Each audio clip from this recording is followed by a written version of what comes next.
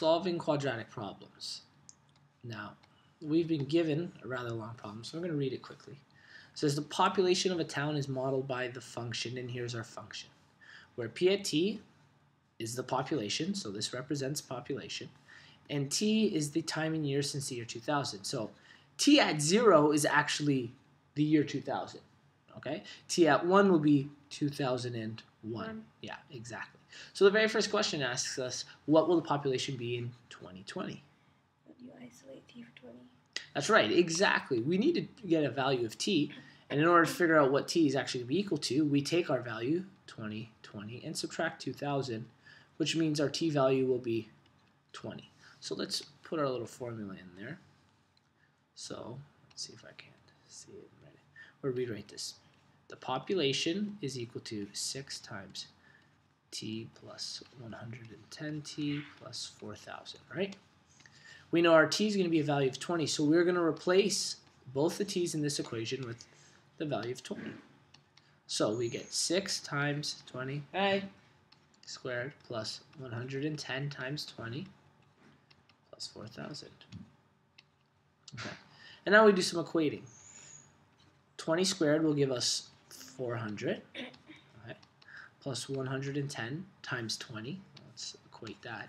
That's actually going to give us, I think, 2,200, and then plus 4,000. Do you have a calculator there? Yeah. You might want to follow along, just in case I make an error as I go through this. And this should be 2,400, so 2,400. And when we add those together, I think we get 6,200. So all together, it looks like we're going to get 8,600 people. Maybe this is even in thousands. Nope. So this town in the year 2020 will have 8,600 people.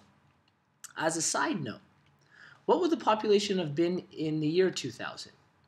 What would the t value be in the year 2000? In the year 2000, the t value would be... Oh, you're asking me. Yeah. Can you repeat the question again? So what would the t value be in the year 2000? If in 2020 the t value was 20, what would it be in the year 2000, the starting year? Wait, what? So we just did 2020, right? Mm-hmm. In the year 2020, we have to plug in the value of 20. 20 years before that. So what is 20 numbers before that? In the year 2000, what value would we plug in for t if we had to figure out the population in the year 2000? 0. Yeah, exactly. We plug 0 in. So quickly, what that means is these two things would cancel out, and the original population would have been 4,000. Okay, that's our y-intercept when t is 0. So we know that the population is growing here. It's now going up to 8,600. When will the population be 6,000?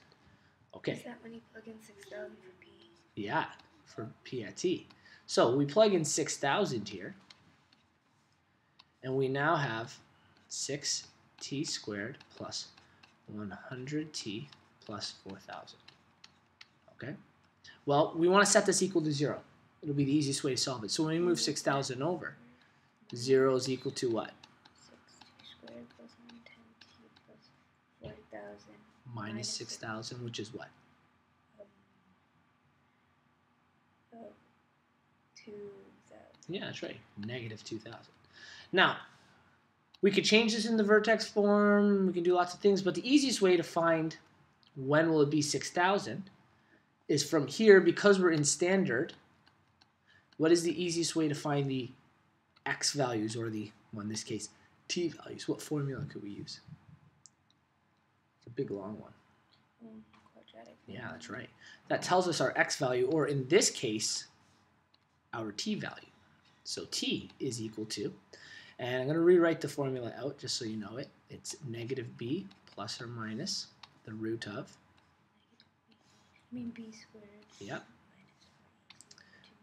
B squared minus 4ac, all divided by, everything's divided by 2a. So let's quickly plug this in. T is equal to, b here is 110, so negative 110 plus or minus the root of. 10 squared. Yeah, and do you want to get a calculator and help me out with that? Yeah. And in the meantime, I'll equate the other two. So I'm not writing them right in. We're actually going to try to solve a little. 4 times 2. 1,100, 12,000 12,100. Is it 12? Yeah, 12,100. Excellent. So 12,100. And then I equated the other one, 4,800. Or sorry, 48,000. And because it's -4 times -2,000, it'll be a positive value. So positive 48,000. And all of this will be divided by 12. Okay. Now what we do is add those two values together and square root them. 60,000. It's 60,100? Yeah. 60,100 and then square rooted. 245.15. So t is equal to -110 plus or minus 245.15. All divided by 12. Now, here's the problem. From here, we got to have two values, right? The square root's going to give us a positive and negative, so we split the equation. T is equal to -110 plus 245.15 divided by 12. Do you want to equate that while I write the other? And t is equal to -110 minus 245.15 divided by 12. So our t values in this case, 11.26. And what about the other one? In fact, I can already tell you the other one's going to be a negative for sure.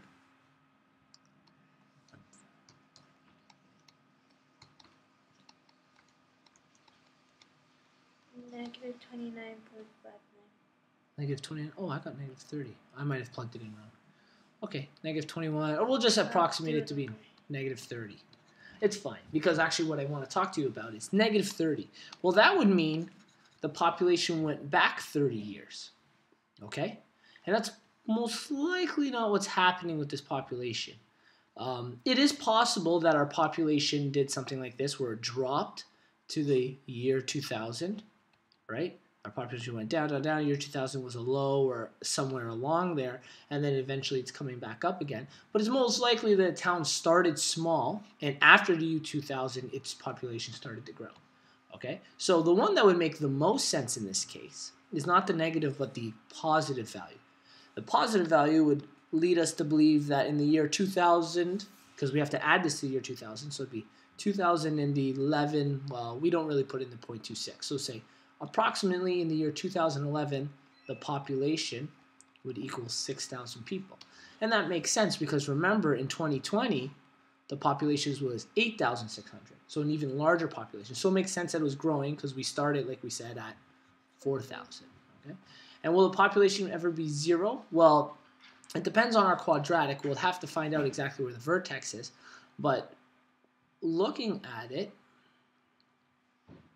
what we can do is find out 0 essentially means our x-intercepts. Okay? So, how's it going?